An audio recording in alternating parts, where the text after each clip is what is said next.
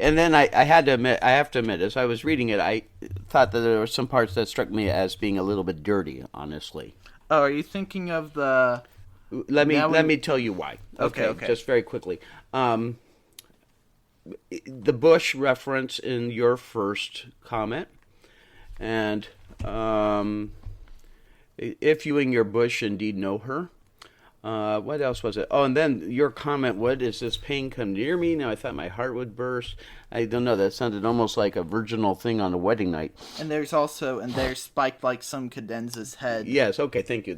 So you're getting the idea why I might have dared to think that this might have been just, and not to mention now we fleshy must dip members. In raw water. Although that's raw fingers. water. Yeah, right. Raw water. These few thoughts and fleshy members. I think that might even be referring to some Catholic thing. I don't know, but I have to say that the idea of two men talking back and forth about this does seem that they, but on the other hand, it does seem to be with a woman. Yeah. Although, interesting thing, you said talking to each other about this. Yeah. Now you're raising the question whether it's an internal dialogue. I think it's actually two monologues that are interwoven because they never respond to each other. And I think part of the method of the poem is that once Cuddy and Collins say only one line, the fact that it's two independent sentences make it clear that they were never talking to each other, which is very true to the eclogue form. So the idea is they're talking past each other and musing outward. Well, okay, so now that begs the question, doesn't it? Yeah, and indeed, just to further this point, if you may, could you read the 3 lines at the end of Cuddy's dialogue, and I'll read the 3 lines of Collins. Okay, the 3 lines of Cuddy's dialogue at the end are, I need not raise my hand to hear its old advice or cover with its mauves. She burns the flying peoples and spears my heart's 2 beasts, and I depart unhurt. Okay, that's still clear as mud. Can you help me out here, please? Well, let's start with... I mean... Let's figure it out. I don't like the idea of... even the word hand seems dirty to me now. Well, I mean, yeah, it's a little bit of a sexual one. I'll grant you that. Okay. Go on. But as we talked about in a previous episode, everything is somewhat sexual. No, that was your take and Freud's take, and as my dad would have said, Freud was a nut, but... well, you'd be wrong. Freud came up with... You dare to call my father... Okay, let's go on. No, I said your father's wrong. I didn't say your father's a nut. No, but you said my father's wrong. How dare you say my father would be wrong? Anyhow, help me out here. Yeah. Well, what's your first question? What it's about. Why are we reading this? Let's start at the beginning. Yeah. Slowly all your secret is had in the empty day. People and sticks go down to the water. How can we be so silent? Only shivers are bred in this land of whistling goats. Okay, now I get it. This is a pastoral scene. You said there's shepherds. People and sticks go down to the water. Now, here's the thing. Is the idea they all die? Everybody dies, and the only thing left is just shivers? Is this a ghost cemetery? Well, this is an interesting thing about the poem, is that it ends on this note of only shivers are bred in this land of whistling goats, which is referring to the pastoral image, right? Yeah, and the Greek Isles pastors. is kind of the picture that comes to my mind. You know? Yeah. If we actually skip Collins' next stanza, with the knowledge that it might be 2 independent monologues, we actually get the topic of when continued. A wish is induced by a sudden change in the wind's decay. Shall we to the water's edge, O prince? The peons rant in a light view. Madness will gaze at its reflection. See, the ideas of the first stanza you were talking about, water is this oblivion, are actually continued into the stanza, especially with the idea of shivers in this land leading into the wind's decay. Okay, 3 things come quickly to mind, and I may be way off here because I'm a neophyte. I don't know anything about poetry.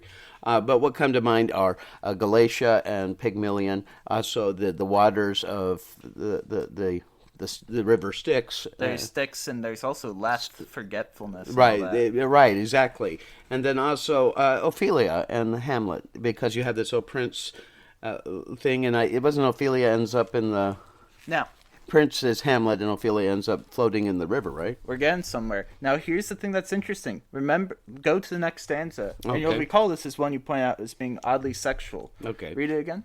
Okay, I tell you, good will imitate this.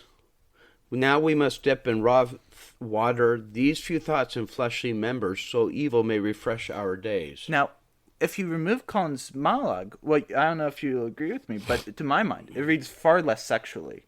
Because you immediately know how the water relates to something. True, and this might actually be a drawing out from death and a drawing out of the person who had been lost to the water. Maybe memories and thoughts from the past. Yeah, and I will point out, before we continue down Cuddy's monologue more, is that this is actually a great example of Derrida's concept of difference, sort of putting these two texts next to each other, having them conflict and speak to each other even though they're isolated. Because in the one monologue, there's not a sexual component, but when it is put in conflict and tension with the other monologue, suddenly what was not sexual becomes sexual.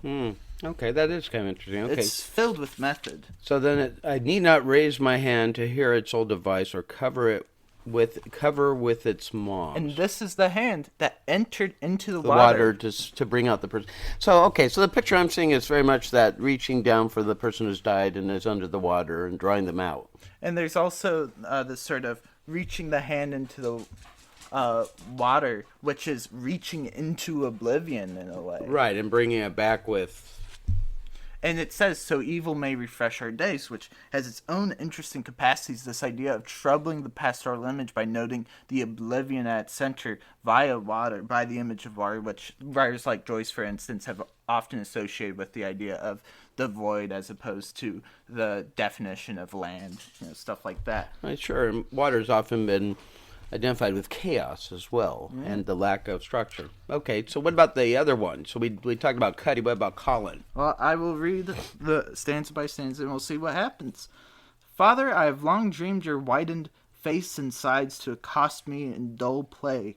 If you in your bush indeed know her, where shall my heart's vagrant tides place her? Now, I'll say the obvious here.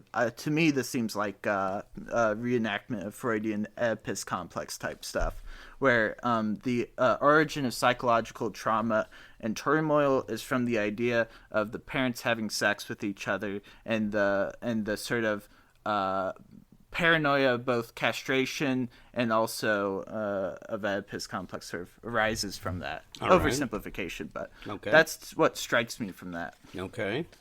And then in the next stanza we get, what is this pain come near me? Now I thought my heart would burst, and there spiked like some cadenza's head, a tiny crippled heart was born. Now this is interesting to me. Colin Clout, the poet, and he's saying from this sort of turmoil caused by this moment, this inception of the Oedipus complex, there is something that bursts like a cadenza's head. Yeah, I frankly don't, as a former violinist, I don't really get the idea of what a cadenza's head is. Well, I'd assume it's the sort of culmination of the solo. Oh, okay, it's a big moment, I get you. Yeah, okay. And it's, to me, so it's referring to like ejaculation or something like that? Or? Well, it's ejaculation, but it's also aligning it as well with the idea of artistic expression, sublimation, if you will, that the complex leads into artistic output. But then this itself is troubled by the phrase, a tiny crippled heart was born. Well, I assume that meant that his own personal, Colin's own heart, now that he senses separation, now that he has his own unique identity, is realized in a crippled heart, as he calls it. Tiny, it's just starting out, infant, tottering, so to speak. And then in the next stanza, we have the extension of a lot of these themes, which is, she has descended part way. Mm-hmm. Now, Father, cut me down with tears. Again, that replica of the castration anxiety mixed in with the ocean from Cuddy's passages, the image of oblivion. Then you lead into, plant me far in my mother's image to do cold work of books and stones, leading back to the creative impulse and the sort of ambivalence or multivalence of whether or not the Oedipus complex leads to greater provisions for this creativity. Is he saying that he was born out of passion, hot passion that's fleshy and more pastoral, so to speak, and then has to return to the cold halls of academia in order to advance again? Is that the idea? Or it's one method of going about. Is that the idea? In a way, he's growing. Yeah. In our own way, we're actually doing a form of difference with our differing interpretations of the passage. This is the optimal way to read this poem, listener. Well, then go on with the rest here. She burns the flying peoples and spears my heart's two beasts, and I depart unhurt. And that's interesting. This description of destruction and of spearing and my heart's two beasts. She has descended part way. Again, that multivalence and ambivalence split betwixt the Oedipus complex and the creative sublimation. And then departing unhurt is fascinating. It implies sort of a lack of substance to all these issues.